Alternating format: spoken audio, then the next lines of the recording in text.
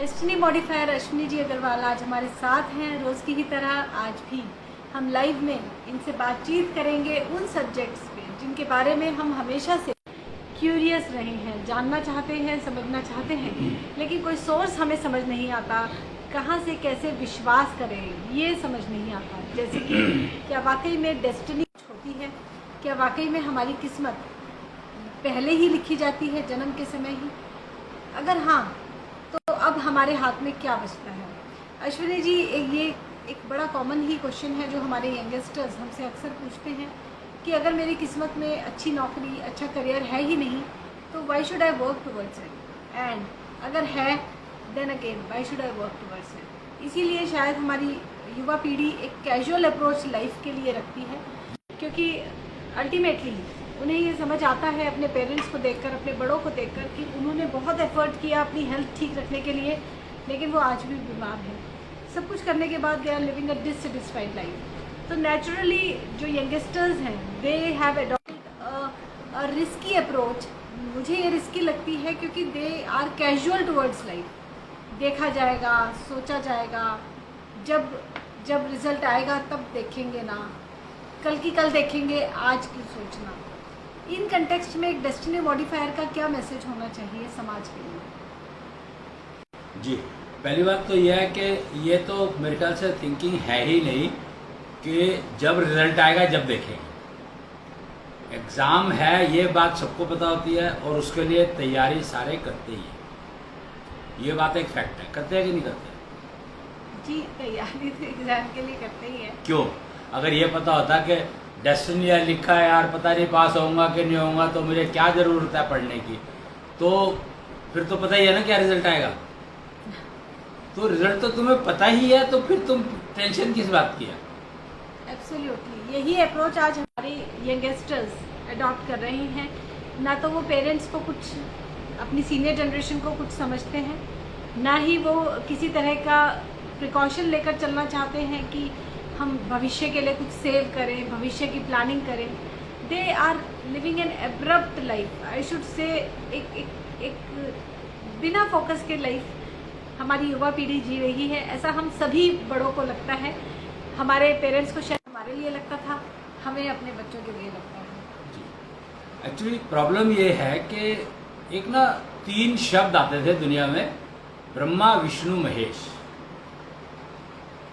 ये 3 शब्द पता नहीं कितना समझ में आया किसी को क्या आया क्या नहीं आया, बट वेरी सिंपल से इन शब्दों का मैं एक्सप्लेन कर सकता हूँ अगर चाहो तो।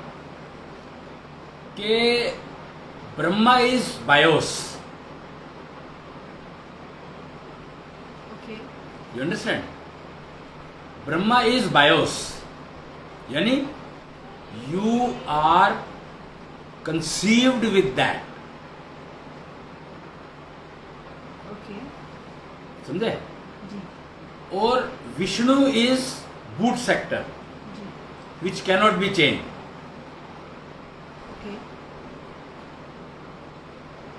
BIOS you don't know even that BIOS exist.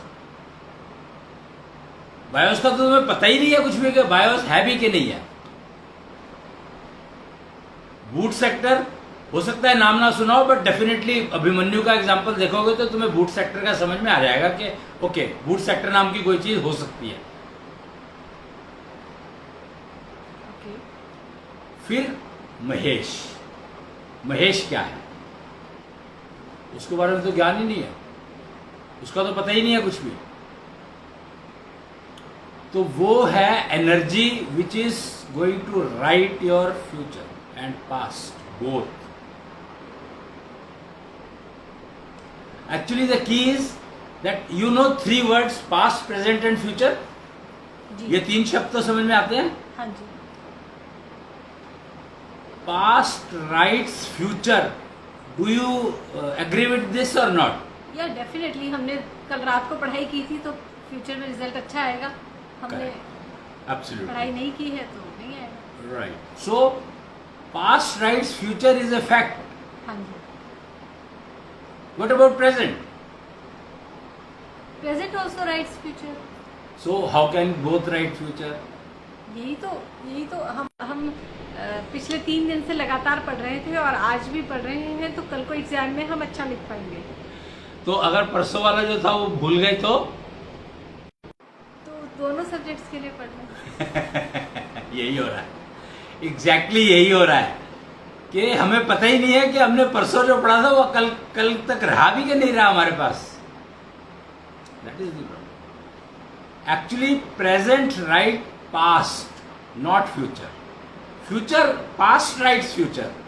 So try to connect, try to understand what I am saying. Present writes past and past writes future. Present past नहीं लिख सकता। मैंने मान लीजिए पूरा सेमेस्टर 4 महीने कुछ भी नहीं खोला, किताब भी बुक्स नहीं खोली हैं। I can not change the past, I can not bring it back. Yeah, Time natural. निकल So गया, you वो निकल are. गया। That's what I'm saying. That you cannot bring back past. So you return it in present. That past which has gone, you wrote it in present only. पर अब वो मेरा past है। Naturally, क्योंकि past writes future. It has written. Past Sorry, present. हाँ, past writes future. Yes, That is you. That you agreed. Yes. And present writes past. For this, why don't you agree? ये तो वही बात हुई ना, आने वाला कल जाने वाला है। आने वाले कल को पूछता करो, पहले आज भी तो बनेगा। एवरीथिंग, आज का जो मेरा मोमेंट है, प्रेजेंट है, वो मेरा पास्ट बनेगा ना, ये भी पास्ट हो जाएगा। यही पास्ट होगा। अल्टीमेटली तो मेरा फ्यूचर भी पास्ट हो जाएगा। अल्टीमेटली क्या होता है, पास्ट होने से पहले वो प्रेजेंट बनेगा। हाँ, तो प्रेजेंट को क्यों भूल रहे हो? Why are you forgetting present at all? आने वाला कल जाने वाला है। Where is present?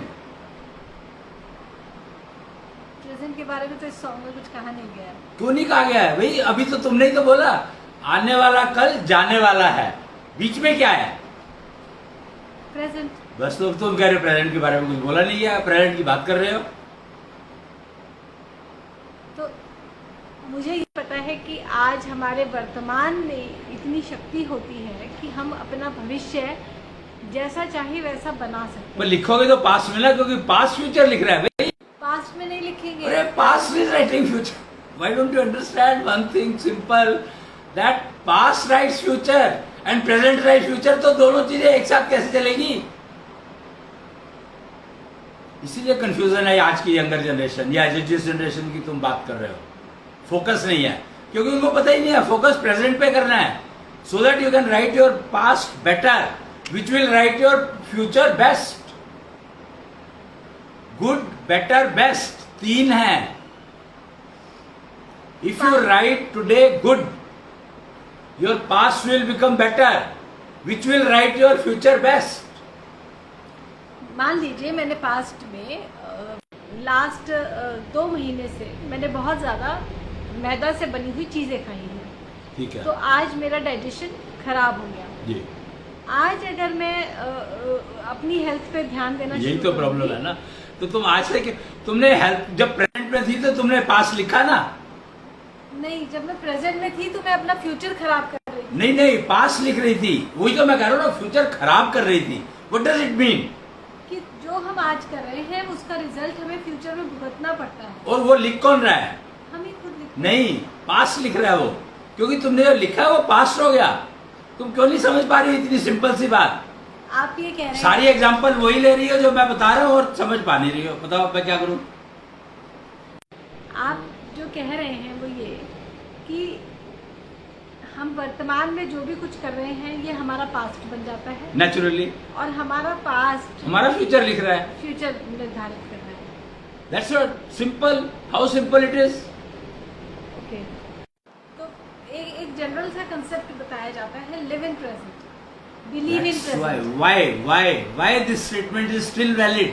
क्योंकि वर्तमान हमारे हाथ में है, हमारी इच्छा है हम जो करें, जो लिखे जो वो लिखे। पास्ट बन रहा है। यही ध्यान नहीं दिया जाता कि जो तुम आज लिख रहे हो वही तुम्हारा पास्ट बन रहा है।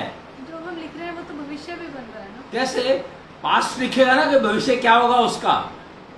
तुमने तो जो आज लिख दिया, फिर पास्ट में चला गया और past will write future according to that. कर्मफल इज पास्ट, पर एक जनरल कंसेप्ट ये भी है कि your past can not be change.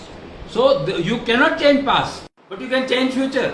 That's why it is said कि फ्यूचर खराब कर रहा हूं.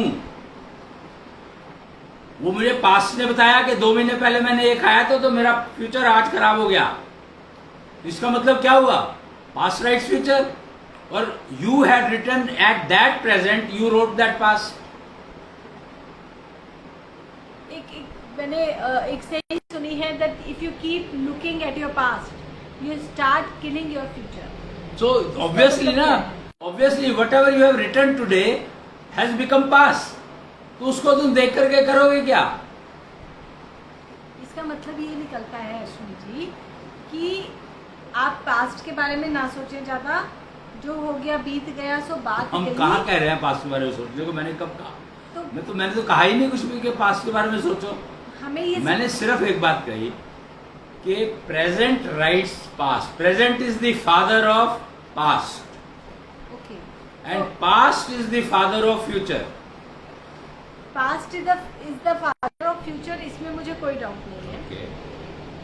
Present is the father of past. ये कैसे संभव हो सकता है? क्योंकि बीता समय जो अब इसको मैं अगर प्रैक्टिकल एग्जांपल दूं तो इंटरकोर्स कब किया था और बच्चा कब आया और कब कंसीव किया?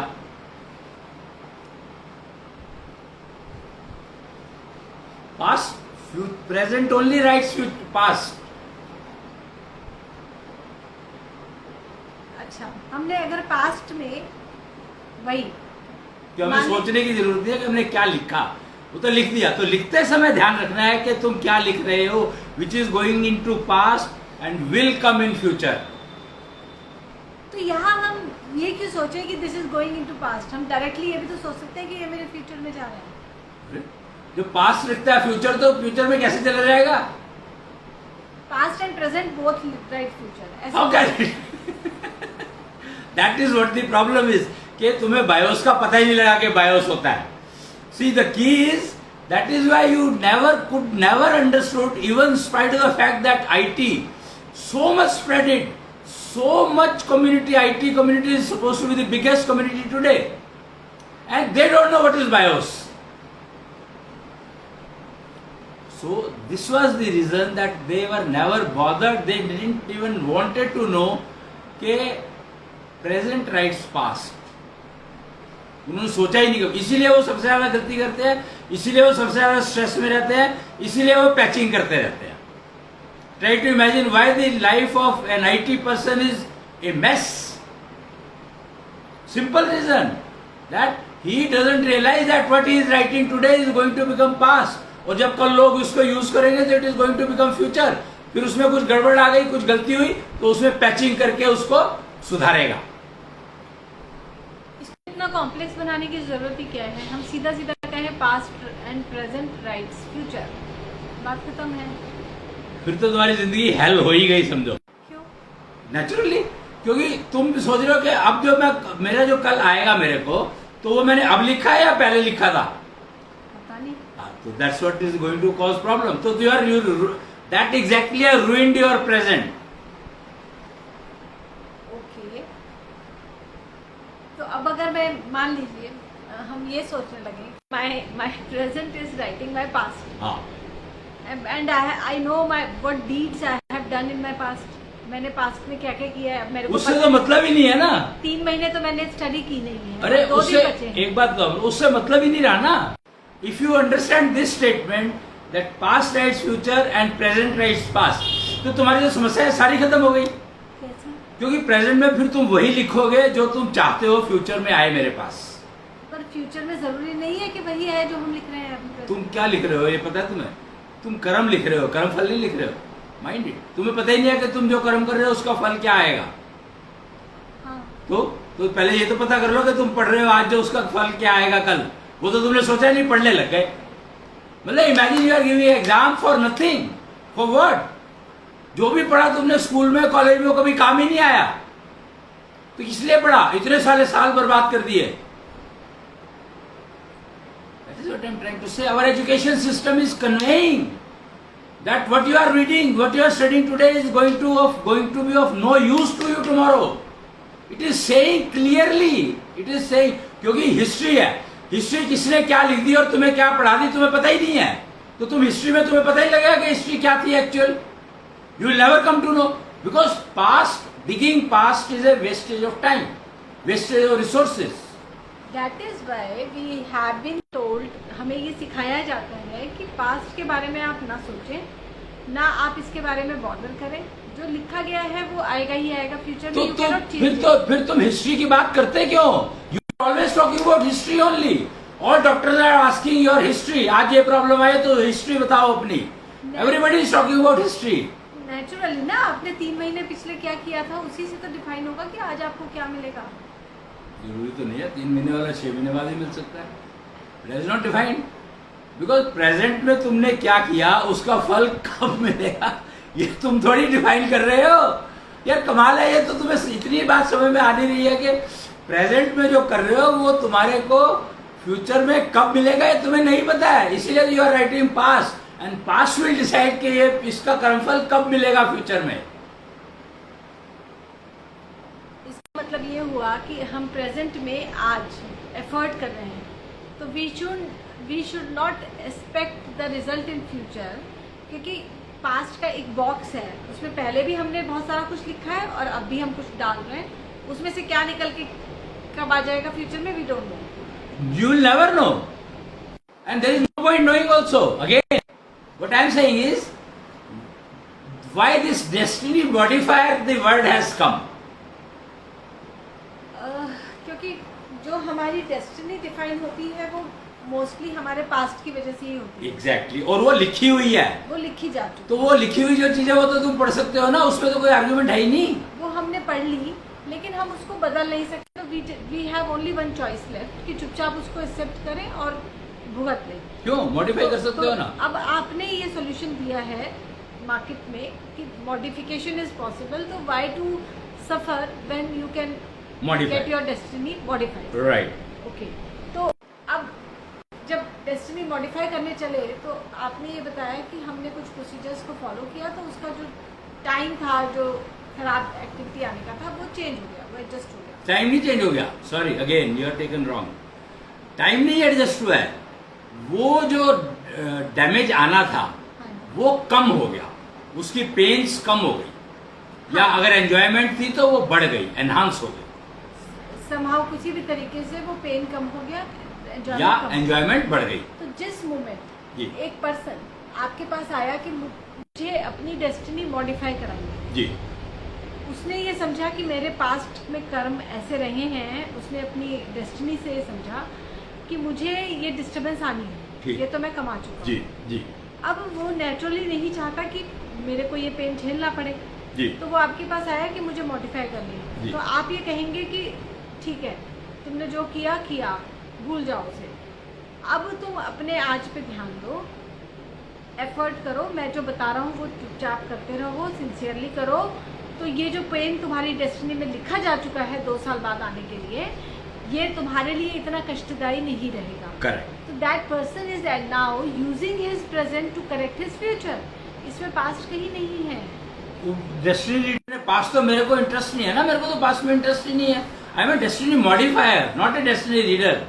तो here our present is writing our future, our present is correcting your future, not writing. Well, I never said that I am changing your destiny or I want you to change your destiny. You cannot change your destiny. I am just trying to modify it. Okay. So I am using my present to make my future more enjoyable and happy. Or less painful and fearful. Less painful. Yeah. इसमें पास तो कहीं नहीं है। अरे destiny reader ने पास से ही तो पढ़ा कि तुम्हारी डेस्टिनी में ये आने वाला है। एब्सोल्युटली, पास्ट को सिर्फ पढ़ा जा सकता है, जाना जा सकता है, उसे बदला नहीं जा सकता। अरे बदले को कौन कह रहा है? मैंने तो कभी कहा ही नहीं मैं बदलूंगा, मैंने बदलने को कब कहा? तो आप कह रहे हैं कि past is writing, my present is writing my past. No, my past has already been written. ओहो, आज भी तो जो लिख रहे हो तुम वो भी तो आगे आएगा। ये कमाल है, तुमने आज जो लिख रहे हो तुम वो कब आएगा? हाँ, तो पास्ट विल राइट फ्यूचर, ये बात मेरे को समझ। Past will not write future, हाँ sorry, past will write future, present will not write past future, sorry. Present can correct your future. तो तुम तो यही कह रहे हो ना कि present and past writes future, which is not correct. Okay present can correct future and past writes future and present writes past.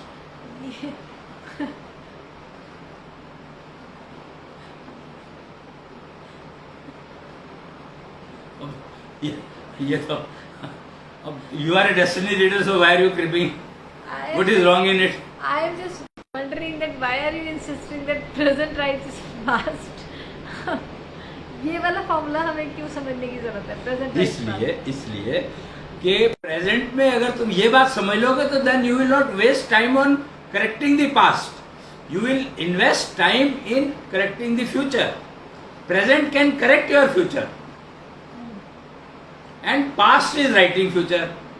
So present में वो लिखो जो तुम्हारे को पास्ट के फ्यूचर से तंग ना करे। मतलब पास्ट के जो लिखे हुए फ्यूचर है, प्रेजेंट को इस तरीके से यूज करो कि जो पास्ट का लिखा हुआ फ्यूचर है वो मेरे को पेन्स कम दे और एंजॉयमेंट एनहांस कर दे। So implement that correction. Present is meant to implement corrections. ये कुछ ऐसा हुआ, एक डेटाबेस है, एक किताब है जिसमें मेरे कर्मों का सारा हिसाब किताब लिखा है, वो मेरा पास्ट है। प्रेजेंट में मैं उस किताब में कुछ और लिख रही हूँ, ऐसा नहीं। पहले समझो बात को। सी, आपका जो पास्ट ने जो फ्यूचर लिखा, हाँ जी, वो तुम्हारे को प्रेजेंट में आया। हाँ जी, अब तुम्हारे को उस प्रेजेंट के वो प्रेजेंट में आ गया। हाँ जी, अब तुम क्या लिख रहे हो? That is going into past. ठीक है। So that will write your future again, further future. हाँ, तो ये This is हुआ what I'm trying to कि say. जो भी हमें मिलता है फ्यूचर में, जो भी हमें मिलता है फ्यूचर में, प्रेजेंट में जो भी कुछ मिलता है वो उसी डिब्बे में से या बॉक्स में से, डेटाबेस में से, किताब में से आता है। करेक्ट। तो उस किताब में हम कुछ अब ऐसा लिखें कि जो पहले लिखा गया है कि एक्सीडेंट होगा, पेन होगा, कष्ट आएगा, वो हमारा मिनिमाइज हो जाए एंड हैप्पीनेस एंजॉय। तो Yes. घूम फिर के जो हमारे को मिलना है वो तो उसी बॉक्स में से मिलना है। हमारा एक ही बैंक अकाउंट है। एब्सोल्युटली। आप उस बैंक अकाउंट को पास्ट बोल रहे हैं और उस पास्ट को मैं अभी प्रेजेंट में लिख रही हूँ, यानी कि I am adding something. Absolutely, you keep adding and that keeps subtracting. हाँ, तो वो पास्ट एक तरह का मेरा बैंक अकाउंट होगा। Bank account, true. और उसी के पर बेस्ड रहेगा कि मेरा फ्यूचर कैसे बनेगा। दैट इज ऑब्वियस ना, that is what I am trying to say. Okay, ठीक है।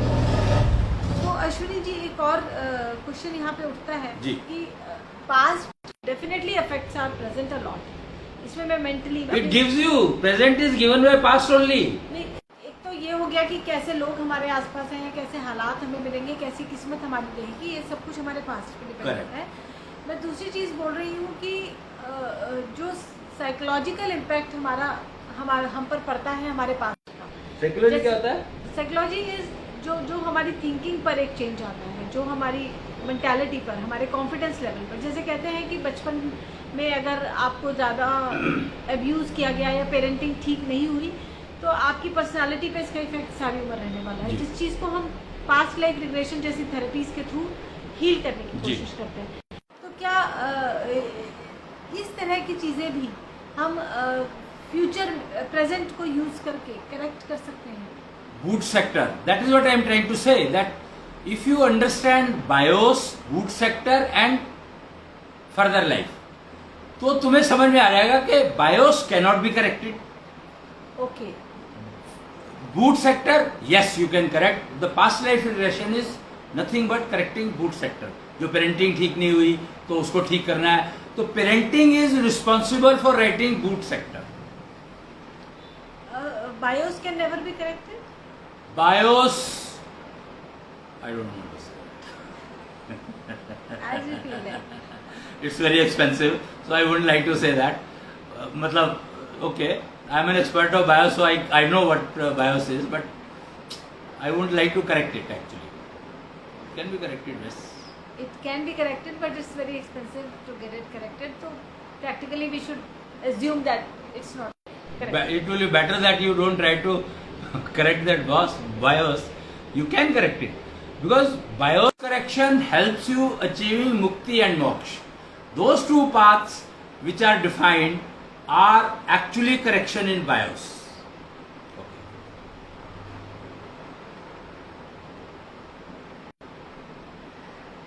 ये मुक्ति और मोक्ष ये क्या है? ये भी कुछ है। I am not so sure कि मुक्ति क्या है, मोक्ष क्या है। हाँ, मैंने ये टर्म सुनी है, सुनी सुनाई डेफिनेशंस हैं। सिंपल है, वैसे मैं बता सकता हूँ, आप एक सिंपल टर्म में बता सकता हूँ जो शायद समझ में आया ना है कि मैंने अपना बैंक बैलेंस जीरो कर दिया। अकाउंट बंद नहीं हुआ है, बैंक बैलेंस जीरो कर दिया। ये क्या हुआ? मैंने ना जमा करा रहा हूँ उसमें ना निकाल रहा हूँ। ये मुक्ति है। ये मुक्ति है। ओके, बस ओके। और मोक्ष? अकाउंट बंद कर दिया। इसे तो मरना कहते हैं। वो तो बायोस तो गया ना। बायोस कहाँ गया? मरना मीन्स बायोस थोड़ी चला गया। दैट इज द की कि बायोस नेवर गोस। अच्छा, आप कुछ ऐसा कह रहे हैं जो गीता सार में लिखा है, आत्मा ना कभी मरता है ना कभी जीता है। ट्रू। तो आत्मा की बात है तो बायोस है। यस, आत्मा अजर है, अमर है। ट्रू। आत्मा इज बायोस। बट वो निर्लेप नहीं है, जो हमने सुना है कि वो निर्लेप है। इट्स नॉट निर्लेप। वो क्या होता है पता नहीं मेरे को। निर्लेप इज कि वो हमेशा प्योर फॉर्म में रहेगा, उस पे प्योर क्या होता है? गंदगी नहीं चलेगी, उस पे वो चेंज नहीं होगा, सबका आत्मा एक जैसा रहेगा। आत्मा में कोई चेंज नहीं होता, बिकॉज आत्मा इज नथिंग बट एनर्जी। तो BIOS is same for everybody. तो इट कैरीज बायोस। आत्मा कैरीज बायोस। आत्मा कैरीज बायोस। सो आत्मा is only a truck, it's only a carrier. BIOS is different for everybody. BIOS is सबका अपना अपना। It's individual, and when we die, then this bios goes. The work of that atma is what you said is to carry that bios further for further movement. That is why I said कि bank account zero हो जाएगा तो समझो कि तुम मुक्त हो गए। इसके सिम्टम्स क्या आएंगे? ये नहीं पता मुझे। Okay. ये जो तुमने कमाया उसको खर्च कर दिया साथ के साथ, सो बैंक में जमा कराने की जरूरत नहीं पड़ी। So in present itself you earned and spend. ऐसे नहीं होता है। ये मुझे नहीं पता, मैं तो बता रहा हूँ। मैं तो यार कैसे होता है, I am not interested in that. No, you asked me a question, I answered. तो is it possible that we remain alive? हम जिंदा भी रहें और हम मुक्त भी हो जाएं, ये दोनों चीजें? मुक्त तो अलाइव होने पे ही हो सकते हो, वैसे हो ही नहीं सकते। अगर हम मुक्ति हो गई तो हम मरेंगे नहीं? ये किसने कहा? बिकॉज व्हाट आई बिलीव, मुक्ति और मरने से कोई कनेक्शन ही नहीं है। But I have learn is that कि हमारा जो बैंक अकाउंट है उसको खर्चने के लिए ही हम आते हैं, जो लाए हैं खर्चे करने, एंड द मोमेंट वो खत्म हो जाता है तो we are gone. You are mistaken. FD जो पड़ी है वो कहाँ जाएगी? वो भी खर्च करना है। नेचुरली तो वो आई है ही नहीं ना अभी तो। बैंक अकाउंट में कहाँ है वो? पहले ट्रांसफर तो करो उसको। तो मरते इसीलिए है कि वो एफडी जो पड़ी थी पीछे वाली उसको ट्रांसफर कर लिया। अगली बार उसको ट्रांसफर करना है। तो there are so many FDs. I don't know. You decide that your FDs you should know na. How do I know that what FDs you have? You understand? It's your problem. Bhishma Pitamah example है भाई कि 100 birth पहले की FD उनकी आई।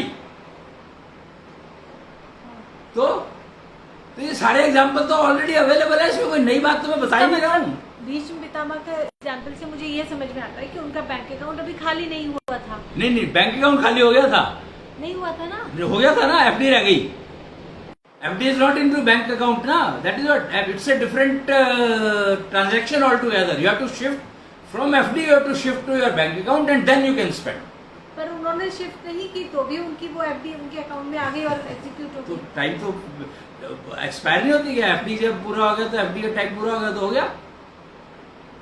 It automatically comes into account. FD का तो ये procedure ही है कि the moment FD is matured it क्या कहते हैं वो पैसे सारे अकाउंट में आ जाते हैं। एक पुरानी सेइंग अश्विनी जी मैंने सुनी थी कि बायोस जो हमारा होता है या जिसको आप ओरिजिनल जो हमारा बीज है, अगर उसको किसी भी तरह से छेड़ने की कोशिश की जाए तो मनुष्य पागल हो सकता है। हो जाता है या हो सकता है? हो सकता है। वो तो डिपेंड करता है किससे बायोस ठीक करवा रहे हो। अच्छा, क्योंकि अब तुम अगर बूट सेक्टर ठीक करने वाले से बायोस ठीक कराने लोगे तो फिर तो भगवान ही मालिक है ना। अच्छा, क्योंकि जो साधना का मार्ग है, जो मैंने सुना है, आप इस मार्ग पर जब आगे बढ़ते हैं तो गुरु जो मैं सुनी सुनाई बातें हैं, आई एम नॉट वेरी श्योर कि मुझे ठीक पता है कि नहीं, कि जब हम साधना के मार्ग पे आगे बढ़ते हैं तो कई तरह के हमारे फेजेस आते हैं जिनको गो थ्रू करने के लिए वी नीड अ गुरु, एक गाइड हमारा होना ज़रूरी है। और ऐसे भी फेजेस आते हैं जो मैंने सुना है कि ऋषि मुनि कई बार गुफाओं में रहते थे, क्योंकि वो एक मनुष्य होते हुए भी जानवरों जैसा उनका एक फॉर्म हो जाता था कुछ समय के लिए। तो ये दे यूज टू लिव अलग समवेयर, सोसाइटी से जाके अलग रहते थे। और ये भी मैंने सुना है कि मेंटली वही पागलपन तक आ सकता है अगर आप साधना का उस ट्रैक पे जाने की कोशिश करेंगे जिसको आप again I said if it depends on the path you have taken, that's what I said ना, कि अगर तुम ऐप बनाने वाले को जो पैचिंग करना ही जानता है उससे अगर तुम बायोस ठीक कराने लगोगे तो फिर तो कुछ मिलेगा नहीं ना। Okay, BIOS can not be patched, it can only be change और rectified, it can not be patched. Patching नहीं हो सकती बायोस में। तो बायोस तो हमारा वैसे इन जनरल टर्म्स कभी भी नया होता ही नहीं है, क्योंकि even if we die then we connect with that BIOS only in some other योनि, in some other form. Is that तो जो बूट सेक्टर के और ऐप की जो प्रॉब्लम्स थी वो जुड़ गई ना बायोस में जब जा रहे हो तो। मरते टाइम पर जो बायोस की पोजीशन है, हाँ, बायोस चेंज नहीं होता है, बट बायोस के अंदर जो तुम्हारा जो BIOS is a kind of FD, ठीक है जी। तो वो तो आएगी ना, जब मैच्योर होता रहेगा आता रहेगा। तो आपने कहा कि बायोस चेंज हो सकता है लेकिन वो बहुत एक्सपेंसिव है करंट लाइफ के लिए, करंट लाइफ के लिए। मॉडिफाई हो सकता है, मतलब इट इज नॉट मॉडिफाई हो सकता है बट चेंज नहीं हो सकता। Modifier that destiny modifier is that only, no, अच्छा, that has made the destiny modifier possible, modifying possible. अच्छा, destiny modification is basically about BIOS only, it's not Study of the BIOS and correction in the boot sector mostly. अच्छा, correction in the boot sector might change our destiny, Not change. might rectify our It will might नहीं, it will, because corrections are done only in boot sector. अच्छा, और जो हम read कर रहे हैं destiny reading जिसे कहते हैं, are we reading boot sector और are we reading BIOS? I don't know because I am not a destiny reader, तो मुझे नहीं पता तुम क्या रीड कर रहे हो। ओके, जो हमारे हाथ की रेखाओं में हमारे बारे में लिखा होता है ये हमारा बायोस है क्या? I don't know, मेरे को पता नहीं है ना वो, तो मैं कैसे बताऊँ? Okay, That's not my field actually. अच्छा अश्विनी जी, एक और सब्जेक्ट पे हम आपसे बात करना चाहते थे आज, जिसको हम एशो मैनेजमेंट के नाम से जानते हैं, बिकॉज अभी हाल फिलहाल में एक नया सब्जेक्ट आया है, एशो management to fill your life with happiness. एशो management is all about managing our own self, और नेचुरली जब हम अपने आप को मैनेज कर रहे हैं तो उसका एक सोल पर्पस ये है कि हमारी लाइफ में हैप्पीनेस रहे और पेन कम रहे। तो इज एशो management somehow connected with destiny modification? Definitely. I mean, Asho management is all about learning how to modify my destiny. No, not all, but yes, it is somehow connected. Okay. And there is also a concept in the market about Asho chart technology. Asho chart technology हमें ये बता रही है कि हमारे जो parameters हैं उसी से हमारी सक्सेस और फेलियर डिफाइन होगा जी। क्योंकि अगर मेरी लर्निंग एफिशिएंसी बहुत पुअर है तो नेचुरली मेरे रिजल्ट्स पुअर रहेंगे, या परफॉर्म मैं नहीं कर पा रही हूँ तो सारा एफर्ट करने के बाद भी मुझे रिजल्ट्स नहीं मिलेंगे। तो क्या ये एशो चार्ट हमारे डेस्टिनी से जुड़ता है या ये हमारी डे टू डे लाइफ? नहीं जुड़ता है ना। देखो यहाँ पर ये समझना पड़ेगा पहले तुम्हें, as I said three number, तीन जो एंटिटीज है, each individual has three entities: mind, brain and body. Okay. So unless your mind, brain and body are in sync, again mind you can say Mahesh. Brain you can say Vishnu, and body you can say Brahma. Okay तो अगर ये तीन चीजें समझते हो तो जब तक तीनों साइमल्टेनियसली काम नहीं करेंगे तो तुम्हें रिजल्ट नहीं मिलेगा. Okay Because all the three have to be synchronized. Brahma तो आपने कहा बायोस है, वो तो अलग चैप्टर है, वो तीन अलग है, ये तीन अलग है. नाम तो यही है. नाम तो दे वो लोग, क्योंकि ये तीन ही नाम जानते हैं तो तीनों को मैं हर, तुमने एशो चार्ट की बात करी तब मैंने ये बात कही कि माइंड बॉडी एंड ब्रेन. तो बॉडी हो गई ब्रह्मा, हाँ. और माइंड हो गया महेश, हाँ. एंड ब्रेन हो गया विष्णु. राइट. ओके. एंड जो आप अभी पहले बोल रहे थे वो ये था कि ब्रह्मा विष्णु महेश में Brahma is BIOS. When we are talking of destiny modification, हाँ that time these three are defined like this. हाँ, ब्रह्मा बायोस है, और Boot sector, boot Vishnu. Sector is Vishnu, and Mahesh is performer. Mahesh is performer. तो अगर मैं दोनों को देखूं तो यहाँ पे हम माइंड को महेश कह रहे हैं, मन को महेश कह रहे हैं. हाँ, तो क्या हमारी परफॉर्मेंस हमारे मन की वजह से डिपेंड करती है? ऑब्वियस है ना. मन कहता है भैया सो जा, नहीं मन कहता है योगा कर ले, ब्रेन कहता है छोड़ ना सो जा. एंड आर बूट सेक्टर जो हमारा गर्भकाल में देखा जाता है शुरुआती 3 सालों में, that is all about how our brain will work. That is how our body will work, brain will work, not mind. Not mind. No. By. Because mind has connection with senses, nothing else. किसी बच्चे की माँ उसके गर्भकाल के दौरान बहुत दुखी थी, और वो ये सोचती रही, ऐसा महसूस करती रही कि कोई उसको प्यार नहीं करता, या ये बच्चा मेरे पास क्यों आ गया, I don't want this child. तो क्या उस बच्चे के मन पर प्रभाव नहीं पड़ेगा? Boot sector. ये बूट सेक्टर यानी कि ब्रेन, उसके मन पर प्रभाव नहीं पड़ेगा, ये उसकी बुद्धि पर प्रभाव पड़ेगा. यानी कि माँ की पालना का प्रभाव बुद्धि पर पड़ता है. बुद्धि पर Directly. पड़ता है, मन पर नहीं पड़ता है. Bios is not affected. BIOS is not affected. And you have written boot sector that time. तो boot sector का प्रभाव पड़ेगा. तो बायोस पे किसी भी चीज का इफेक्ट नहीं पड़ता. तो BIOS doesn't change at all. No. Never. It keeps वो कहते हैं ना दे दिया और ले लिया, वो जैसे मैं बता बैंक रहा था. अकाउंट. हाँ. तो बायोस पे फर्क पड़ रहा है ना, घट रहा है या बढ़ रहा है? ओहो, उस तुम्हें फर्क नहीं, तुम्हें नहीं पता लगेगा ना बायोस क्या कर रहा है. No one will know BIOS क्या कर रहा है. उसका हमारी लाइफ पे कोई इम्पैक्ट हमें नहीं दिखेगा. फ्यूचर में आता है ना. वो तो आ रहा है तो दिख रहा है. हाँ, बट वही अदरवाइज कुछ पता नहीं लगा. तो इसीलिए तो पता नहीं लगा आज तक कि वी हैव बायोस. इसके बारे में कोई बात ही नहीं हुई, किसी ने कोई चर्चा करता ही नहीं है इसके बारे में. एक हिंदू संस्कृति में एक शब्द मैंने सुना है, चित्रगुप्त. मैंने ये सुना है, मुझे नहीं पता ये कितना सच है, कि देयर इज सम पर्सन या कोई एंटिटी हैं जो चित्रगुप्त नाम के हैं, जो हमारे कर्म फलों का सब लेखा जोखा रखते हैं. उनके पास कोई बड़ा सा रजिस्टर है. तो क्या वो एक्चुअली वो बायोस ही है. ये एक कॉमन डेटाबेस है, मतलब एक सिंगल रजिस्टर है जिसमें सबके बारे में लिखा गया है? नहीं, सॉरी, तुम्हारा किया हुआ तुम्हारे बायोस में लिखा गया है. यानी कि हम सबके अपने अपने चित्रगुप्त हैं. नहीं, एक्चुअली द वर्ड इज गुप्त चित्र. चित्रगुप्त. नो, चित्रगुप्त कह दिया लोगों ने, बट इट इज एक्चुअली गुप्त.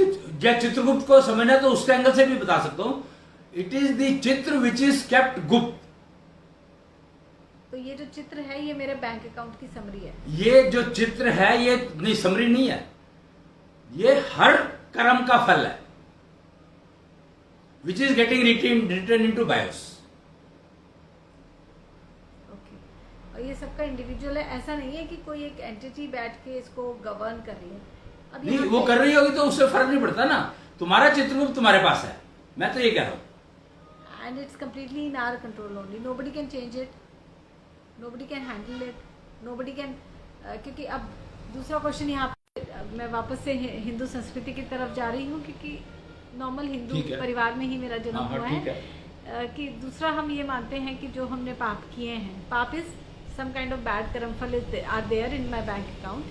तो अगर हम कुछ प्रैक्टिसेस को फॉलो करें, जैसे कि गंगा में नहाना या पूजा पाठ करना, या किसी के लिए मन में अच्छी भावना रखना भगवान के प्रति, भक्ति की भावना रखना, तो that might reduce our negative कर्मफल। तो does it actually work this way?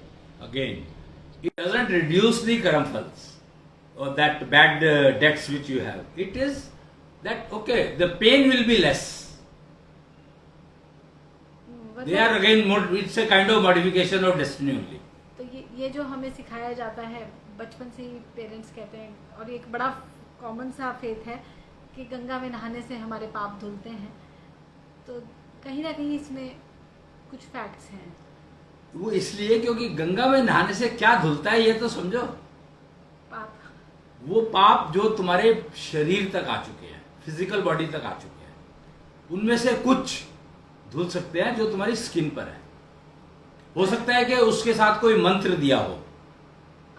नहीं, ये मैंने, क्योंकि मैं उसी एरिया को बिलोंग करती हूँ, बेसिकली गंगा किनारे ही हम रहे हैं हमेशा, तो आई हैव ऑब्जर्व कि गंगा में जब हम स्नान लेते हैं तो हमारी मन पर और हमारी हेल्थ पर जो टोटल इफेक्ट आता है, it's very positive. It is because even हमारे डाइजेशन पे भी फर्क आता है, पेट पर भी फर्क आता है, तो liver related disorders can also reduce a lot if we are taking bath in. That's what I am saying कि इट इज फिजिकल बॉडी पे जो प्रॉब्लम्स है उसको, उसके कष्ट को कम करता है, मतलब हमारी बीमारियों को कम करता है, कर सकता है। मतलब बीमारियों को कम करना मैं नहीं कहूंगा, पर बीमारियों द्वारा दी गई कष्ट को कम करता है, आई वुड से। नहीं, अभी मैंने रिसेंटली भी नोट किया है कि घर में गंगा जल रखा है, तो किसी बीमारी के एलिमेंट में, क्योंकि नेचुरोपैथ की तरह प्रैक्टिस करती हूँ तो ट्राई करती हूँ, तो मैंने देखा कि किसी बीमारी में अगर हम गंगा जल का प्रयोग कर रहे हैं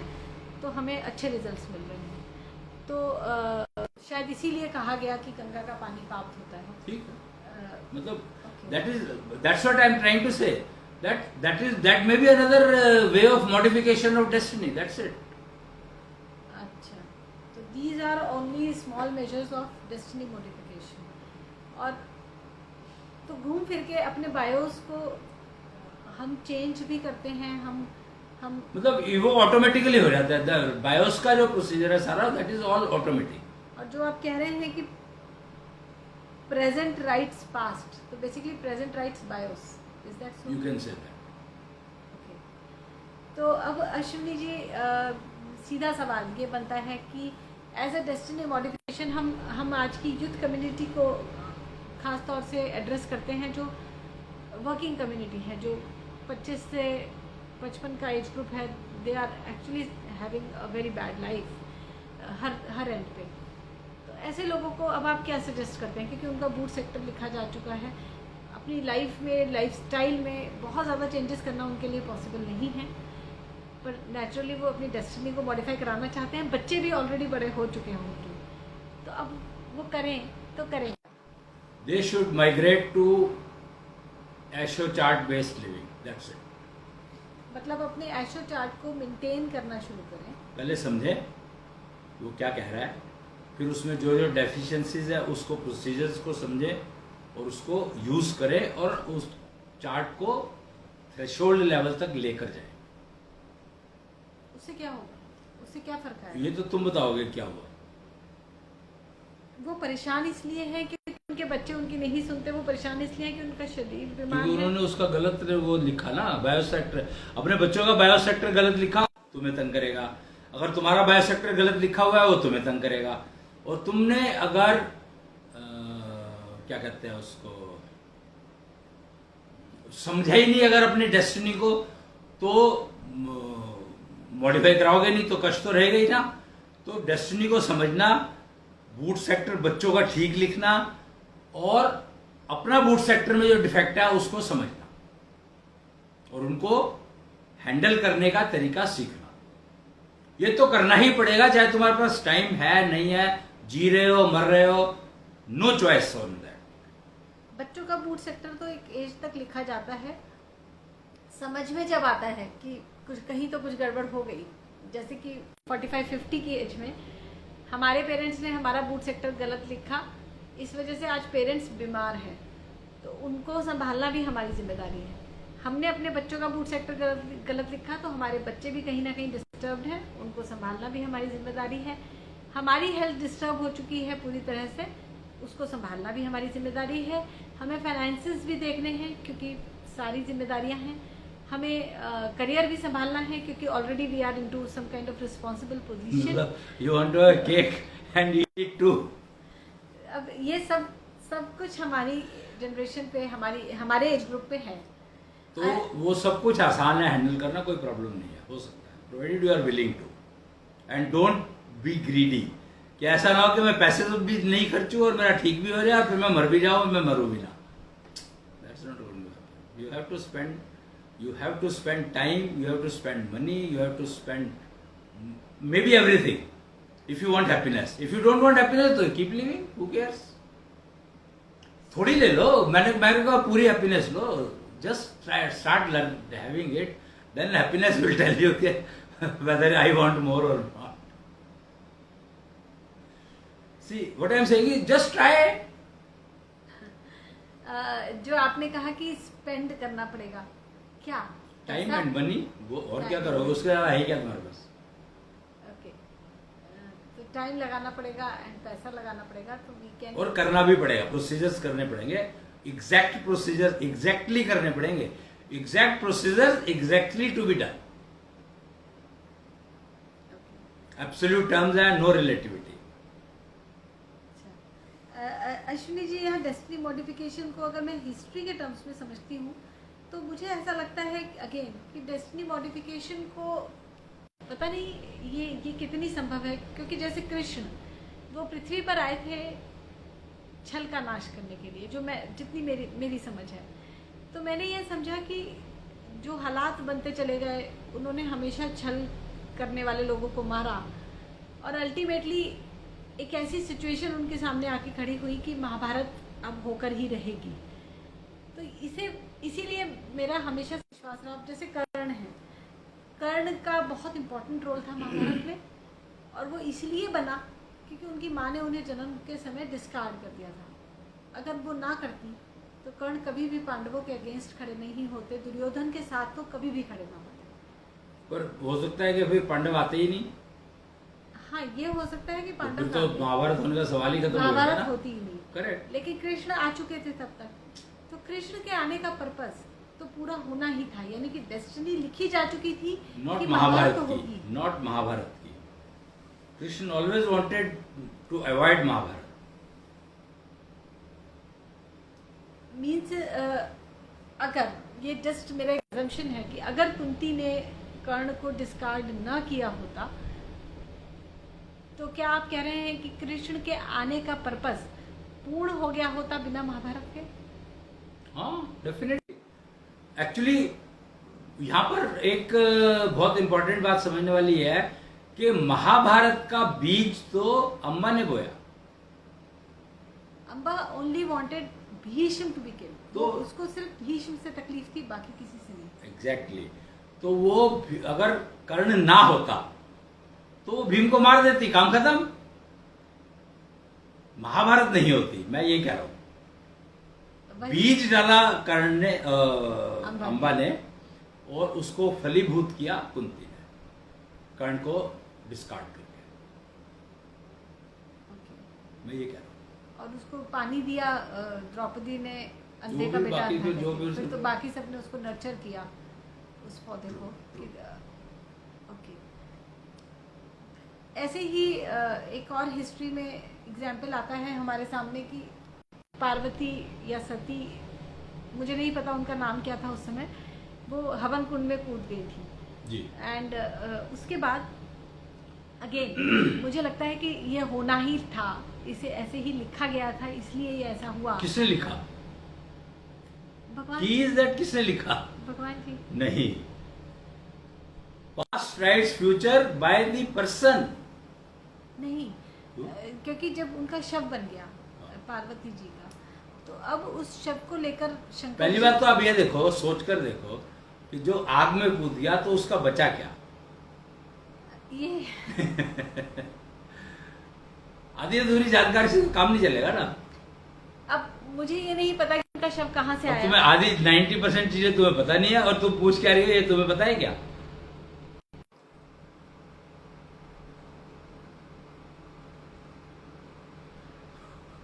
90% चीज़ों में तुम कह रहे हो मुझे पता नहीं है, मुझे पता नहीं है, मुझे पता नहीं है। तो उस पता नहीं को मैं कहाँ से लेकर आऊँ यार। देखिए, ये बात सबको पता है कि पार्वती जी के शव के टुकड़े किए थे विष्णु ने, क्योंकि शंकर उस शव को लेकर डोल रहे थे और बहुत क्रोधित भी थे और दुखी भी थे।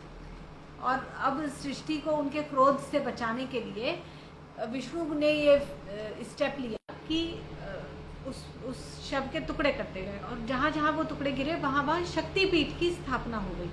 आज भी जिन स्थानों पर पूजा होती है उन्हें हम एनर्जी पॉइंट्स के रूप में जानते हैं। अगर मैं इसको आज समझती हूँ तो मुझे लगता है कि क्योंकि शक्तिपीठों की आवश्यकता मनुष्य को थी, ह्यूमन रेस को थी, इसलिए ये सारी घटना इस तरह घटी कि शक्तिपीठों की स्थापना हो जाए। तो डेस्टिनी में जो लिखा जाता है वो होना ही होता है, और वो अपने आप उसी तरीके से हो जाता है। ठीक है, मैं कुछ कह तो नहीं रहा हूँ इस बात को। अब अगर पार्वती जी सोचती कि नहीं, मुझे ना कूदना पड़े आग में, ऐसी कोई घटना घटने वाली है और मैं इसे अवॉइड करना चाहती हूँ, तो शंकर ने कहा था उसको। हाँ, शंकर जी ने तो कहा था कि तो आप, फिर वो तो ही wanted to modify. If she doesn't want to modify, we can't help.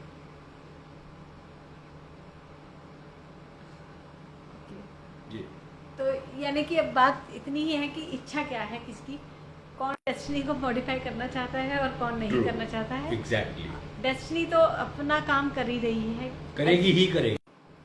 क्या ये भी बात सच है कि डेस्टिनी अपनी तरफ खींचती है, मौत अपनी तरफ Highest बुलाती है? gravity is destiny.